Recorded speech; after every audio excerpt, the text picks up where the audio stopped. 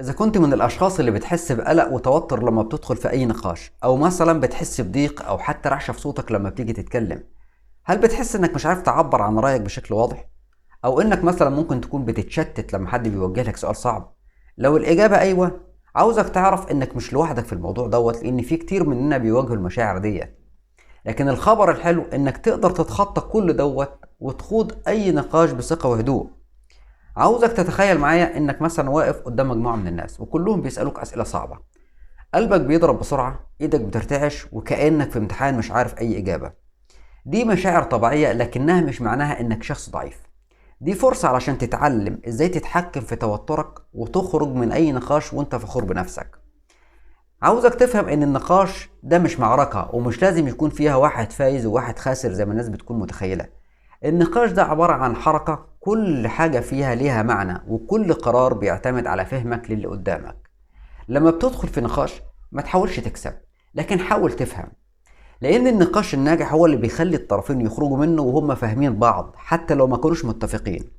عاوزك مثلا تتخيل انك في رحلة مع اصحابك وكل واحد عايز يروح في مكان مختلف. لو كل واحد راح في طريق لوحده، الرحلة هتتشتت.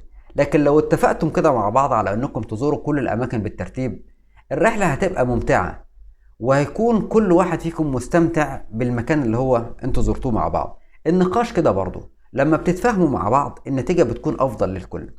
لما تدخل نقاش، خد معاك ادواتك. ازاي؟ خد نفس عميق، لان التنفس العميق دوت هو سر الهدوء، وهو اللي هيخليك في كلامك تشعر بالثقة، وهيخلي وانت بتتكلم الشخص اللي شايفك يستشعر بالثقة في كلماتك. لما تحس بقلق، قول لنفسك انا هنا، وانا قادر ان انا اخوض النقاش اللي انا فيه دوت. مجرد الكلمة ديت بتكون الدرع اللي بيحميك من التوتر في اللحظات دي. فمثلا تخيل انك راكب عربية ووقفت في اشارة المرور الحمراء، لو ضغطت على الفرامل بسرعة العربية هتقف فجأة وهتخليك تحس بعدم راحة. لكن لو ضغطت ببطء العربية هتتوقف بهدوء. التنفس كده برضه، لما بتتنفس انت ببطء وبتاخد راحتك في القعدة كده، هتحس بتحكم اكتر في الموقف اللي انت بتكون فيه. في لحظات النقاش لابد تكون فاهم ان الاستماع هو اللي بيفرق ما بين النقاش العادي والنقاش الهادي. بمعنى انك لما بتكون واعي للي بيتقال هتقدر ترد بشكل افضل. ما تقاطعش حد ابدا وهو بيتكلم، حاول تسيبه يسترسل ويطلع اللي عنده كله، ده حتى لو انت مش متفق معاه. لانك لما بتسمع للي قدامك كويس هتعرف ترد بطريقة منطقية مقنعة. ايوه، زي المثل ما بيقول اللي بيعرف يسمع بيعرف يرد، ده شيء طبيعي. عارفين الكلام ده زي ايه؟ زي انك في مكالمة تليفونية والشبكة مش كويسة مثلا، لو انت مش واخد بالك من كل كلمة ساعتها بتتقال ممكن تفهم الكلام ده غلط. لكن لما بتركز في كل كلمة هتفهم الرسالة بشكل صحيح. النقاش اللي انت فيه كده برضه، لما بتركز في الكلام هتقدر ترد على الشخص اللي قدام منك بشكل افضل. ما تحاولش بقى ساعتها تثبت انك صح على طول، لان النقاش مش مسابقة. يعني انت ما انتش داخل بقى سباق ماراثون واللي يوصل الاول، لان الهدف مش انك تكسب. افهم ان الهدف من النقاش انك تفهم. وده على فكرة بيديلك اريحية لما تكون انت مثلا جيت في وقت من الاوقات وانك حاسس انك مش عارف ترد على نقطة معينة، ساعتها ما تخافش تقول ان ده رأي مهم يا جماعة وانا محتاج وقت افكر فيه. لان الصراحة دي وقتها بتظهر ثقتك في نفسك، مش بتظهر ضعفك ابدا زي ما انت متخيلها. فمثلا تخيل انك في امتحان وسألك الدكتور سؤال انت ما انتش فاهمه.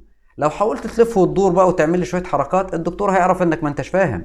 لكن لو قلت له الصراحة، دكتور والله انا مش فاهم السؤال دوت، يعني حضرتك ممكن تساعدني شوية او تبسط لي الموضوع، ده هيظهر انك واثق في نفسك وقادر انك تطلب المساعدة حتى لو من دكتور في امتحان. ايه المانع ان انت تقول له بسط لي السؤال شوية؟ ده بيخلي عندك ثقتك في نفسك. ساعات بقى بيوصل النقاش لمرحلة حرجة، لما تحس ان هو وصل لمرحلة التوتر حاول تغير مساره. استخدم مثلا اسئلة ذكية، زي انك تقول للي قدام منك ايه اللي خلاك توصل لكده، او هل ممكن توضح لي النقطة دي اكتر. الاسئلة دي بتخلي النقاش يفضل هادي ومثمر ما بينكم، وبيبعد التوتر اللي انتم ممكن تحسوا بيه. فمثلا عاوزك تتخيل انك في قارب وسط البحر والموج بدأ يعلى عليك، ساعتها لو خفت هتتوتر ومش هتعرف تتحكم في الموقف. لكن لو انت استخدمت ذكائك ساعتها هتستخدم المجداف علشان توازن القارب. الاسئلة الذكية هي المجداف اللي بيخلي النقاش بقى يفضل مستقر، وانك تحافظ على هدوء المركب وهي ماشية. علشان كده واحدة من اهم الحاجات اللي تقدر تعملها انك تتعلم من كل نقاش. كل مرة تدخل فيها في النقاش هتكتشف حاجات جديدة عن نفسك وعن الناس اللي انت بتتعامل معاهم. ليه؟ لأن النقاشات بتكون دي فرصة للتعلم والنمو، ما تخليهاش فرصة للصراع وبقى عاوز أكسب وأنا اتهزمت والكلام اللي انتوا بتعيشوه وبتحسسوا نفسكم ان انتوا داخلين حرب. ابدا، النقاش معناه انك تتعلم من الفرص وتنمو وتطور تفكيرك وتوصل لمرحلة من التطور الشخصي اللي تساعدك على انك تتكلم بلباقة مع الشخص اللي قدام منك. فتخيل كده انك في حديقة، وكل نقاش مثلا بيكون زي زهرة جديدة بتضيفها للحديقة دي. حتى لو الزهرة دي مش على ذوقك، هي بتضيف لون جديد للحياة. النقاشات كده برضو، كل واحدة فيهم بتعلمك حاجة جديدة.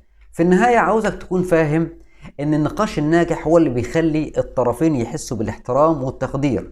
لو حتى انت مش مقتنع باللي قدام منك او حتى مش مقتنع بكلامه، على الاقل خليك واثق انك عبرت عن رأيك باحترام وهدوء. النقاش مش معركة ابدا، هو جسر انك توصل بيه الى تفاهم افضل مع اللي قدام منك. تخيل مثلا انك في نهاية الرحلة قاعد على كرسي مريح وبتشوف الشمس كده وهي بتغيب. النقاشات اللي انت خضتها بتكون زي الخطوات اللي انت مشيتها في الرحلة دي، كل واحدة فيهم علمتك حاجة جديدة. فخليك واثق في نفسك واستمتع بالرحلة، لان النقاش مش هدفه انك تكسب، لكن انك تتعلم وتنمو. وكل ما بتتدرب اكتر هتلاقي نفسك بتتعامل مع اي نقاش بثقة وهدوء.